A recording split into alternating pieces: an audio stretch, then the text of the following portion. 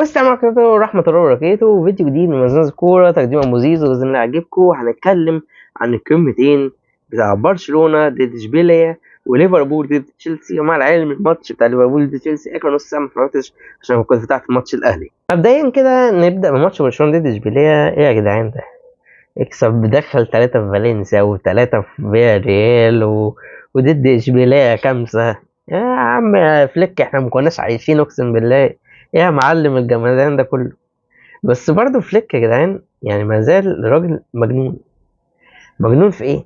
انت كنت مع بايرن اللي هو الفظيع، بتهاجم وضغط عالي وتقول لك انا مش هاممني دخل فيها جوان انا بجيب اكتر والكلام ده كله. بس احنا لسه يعني لسه بنبدا الطريق. بسم الله الرحمن الرحيم. مبقاش من خط النص، من اللعيبه كلها معديه خط النص. اشوف الحاله دي اللي هجيبها لكم دلوقتي. شوف كوبارسي وانيجو مارتينيز بيلعبوا فين يا جدعان؟ يعني مش معقول كوندي بيلعب فين وبلدي. يعني ده اقول لك انهم اجنحه هجوميه. بس الصراحه برشلونه كضغط وكان حده وشراسه واسلوب فليك. هو فليك جاي يعني مش هيغير بقى. يعني مثلا مش تشافي ماشي انا هكسر هويتي شويه وهنرجع ندافع في الماتشات الكبيره. لا، هو الراجل جاي يطبق اسلوبه وهويته وتفكيره ومدرسته، مش هيغير. ففليك الصراحه يعني انا مبهور بطريقه لعبه، مبهور ان هو حفظ لعيبه، مبهور بقدره برشلونه البدنيه.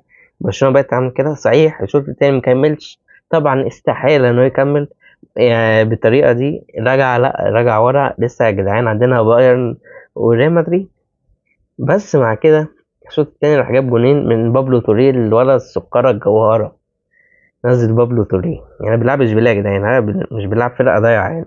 اشبيليه صحيح السنه دي من مركز 12 بس احنا بنلعب اشبيليه. بابلو توريه وباو فيكتور وجيرارد مورينو. ونزل جافي وهو لسه راجع من الإصابة. وجرب أنسو فاتي يا معلم أصلا كلاعب أساسي، وبعد ما فترة كبيرة ما عندوش حساسية الماتشات نجربه. يعني مع كده هل أي حاجة؟ مش أي حاجة. نجيب 3 الشوط الأولاني. ليفاندوسكي يوصل للجول 12. الشوط التاني يهدي اللعب ويطلع اللعيبة النجوم بتوعه. ومع كده يسجل برضه جونين والماتش يخلص 5-1. صحيح استقبلنا جون بس الماتش خلص 5-1 ضد إشبيلية. وحتى الجون اللي جه فينا يعني كان سباق سرعة كده ما بين كوبارسي ومش عارف اللعيب بتاعهم يعني بتاع إشبيلية. فالماتش صراحة يعني فليك عاجبني إن هو بيحفظ اللعيبة، عاجبني إن هو محتفظ بهويته ومدرسته وجاي يطبقها مع برشلونة. مع كده برشلونة مش ضغط عالي ومكان وكده، لأ.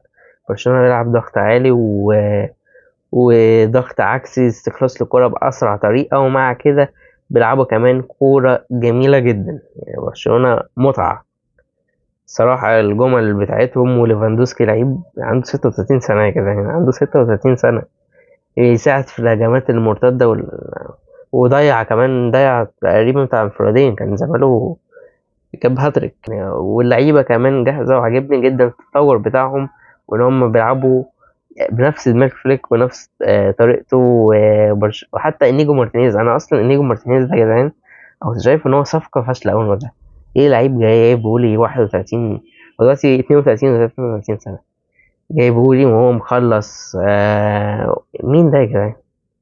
بس ولا يعني برضو المدافع الاشهر عنده ميزه. يعني كل شويه هو الجمله بتاعت برشلونه معظم الوقت ان هو يبقى معاه كوره يوزعها ايه، كوره طوليه عند كوندي ولا بعرض الملعب او عند لامين يامال وينقلوا الهجمه والهجمه هتمشي بالشكل ده. فبرشلونه كانت جامده جدا. هو ماشي ما كانش بيلعب ناحيه فاتي، برضو فاتي لسه راجع. عجبني فليك سابه معظم الماتش. مش عارف سابه الماتش كله ولا لا مش فاكر، بس سابه تقريبا معظم الماتش عشان عايز يديله دقايق وفرص اكتر يعني. ففاتي الصراحه لعب ماتش يعني مش هقول ان هو جامد بس يعني كويس ان هو رجع كويس. احنا شفناه في الملعب يعني احسن من مليار فران توريس. لو فران توريس كان كمل بالفورمه بتاعته الضايعه من اول موسم. مبروك لبرشلونه الفوز التاسع من 10 ماتشات، عظمه جدا. المهم بقى في الماتشات الجايه هيعمل ايه هانز فليك ضد فريقه السابق بايرن ميونخ وهو كمان ألماني. تتوقعوا إيه؟ مستني توقعاتكم تحت في الكومنتات. وماذا سيفعل أمام ريال مدريد في الكلاسيكو؟ نخلص من ماتش برشلونة، نخش بقى على ماتش ليفربول ضد تشيلسي. الماتش بقى أنا كنت متوقعها تبقى قمة جامدة جدا جدا جدا، والصراحة كانت فعلا قمة جامدة. وأنا كنت متحسر إن أنا هقفل عشان أفتح ماتش الأهلي ضد سيراميكا، خصوصا الشوط التاني جا جون هنا وجا جون هنا. ليفربول أنا شايفه مع أرن سلوت عاملين أداء كويس جدا، كسبان كل ماتشاتهم ما عدا ماتش نوتنجهام تقريبا. ليفربول ماشي بطريقة كويسة جدا مع تذبذب مستوى سيتي. صحيح سيتي كسب 2-1 بجون في الدقيقة 95 من جون ستونز. بس سيتي هيقع مع انا بقول لكم اهو، من غير رودري ومن غير دي بروين اكيد سيتي هيجي في ماتشات هتلاقيه وقع. وارسنال خسر ضد بورنموث 2-0 والله يعني انا ما كنتش اتفرجت على الماتش ده، عرفت النتيجة اصلا بعدها بفترة، يعني قلت ايه ده ارسنال خسر 2-0؟ بتهزروا يا جدعان؟ ده لسه بقول ارسنال عشان نفس الدوري المفروض يستغلوا هبوط السيتي، وليفربول لسه مع ارن سلوت يعني ممكن ما يبقاش عنده خبرات بعد كده، بس ارن سلوت ماشي 100 السيتي مع تذبذب المستوى ده هيقع. ارسنال لو اللعيبه ما استرجلتش وارتيتا حاسس ان هو ارسنال ممكن يضيعوا فرصه دوري سهل مع تذبذب مستوى السيتي، بس ليفربول عكس كده ماشي 100. تشيلسي صحيح امبارح جاب جون، بس انا ما فكرتش اكل نص ساعه برضه عشان لازم اقول كل شويه، انا ما فكرتش اكل نص ساعه، ما اعرفش حصل فيها ايه صراحه. بس ليفربول ماشي كويس جدا. بالمر امبارح ما كانش في يومه، في كرة ضيعها كانت فظيعة اللفها في البعيدة. بس امبارح كنت شايف بالمر في الحبة اللي اتفرجت عليهم، بالمر ما كانش في يومه خالص. محمد صلاح من بعد ضربة الجزاء اللي هي ما اتحسبتلوش وقبلها لمسة اليد اللي هو جابها في ايد لافيا وكده برضه ما اتحسبتش، حاسس بقى محمد صلاح كده بقى الموضوع بطريقة شخصية مع تشيلسي، شخصنها مع تشيلسي، وقال بقى بيهاجم بقى وبيعافر بقى، لا طب تعالوا لي بقى لحد ما جاب ضربة جزاء بقى تانية وجاب الجون. فمحمد صلاح الصراحة كان امبارح كان كويس جدا. في الاسيست اللي عمله للاسف اوفسايد، بسبب هو كان متقدم شوية.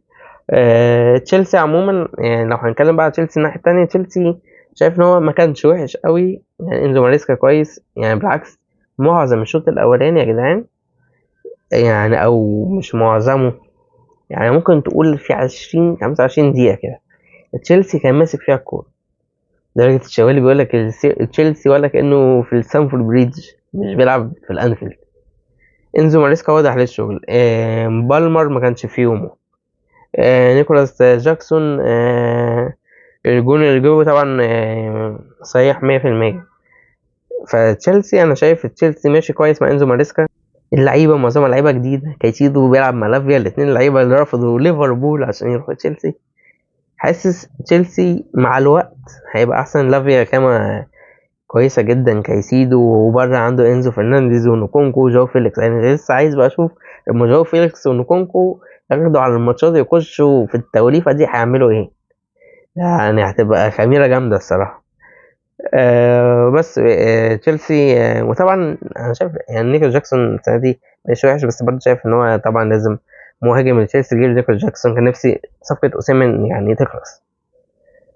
فمبروك لليفربول، يستحقوا الفوز. نشوف هيعملوا ايه في الماتشات اللي جايه، نشوف ده تاني ماتش ضد التوب 6، ضد يونايتد كسبوا ضد تشيلسي كسبوا، هنشوف ليفربول هيعمل ايه في الماتشات اللي جايه، وهنشوف هل انزو ماريسكا هيقدر يكمل بنفس المستوى ولا هيبقى زي بوتشيتشينو قبل كده كان يمشي على سطر ويسيب 10. وكان تشيلسي صراحة تحس ان هو مفيش مدرسة مفيش هوية واضحة عليه. تشيلسي كان كويس ومبشر، حاسس ان هو مبشر الماتشات الجاية. تشيلسي مش هيبقى حاسس انزو ماريسكا لا هيكمل بطريقة كويسة.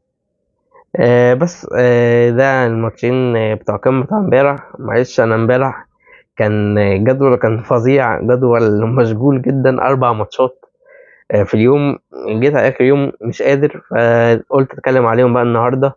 اتمنى يكون الفيديو عجبكم، اهم حاجه ما تنسوش لايك وشير وسبسكرايب، ودي جديد ان شاء الله، وانتظروني كده ان شاء الله بعد ماتش برشلونه ضد البايرن ميونخ يوم الأربع بالليل، وكمان القمة بين الأهلي والزمالك يوم الخميس بالليل إن شاء الله.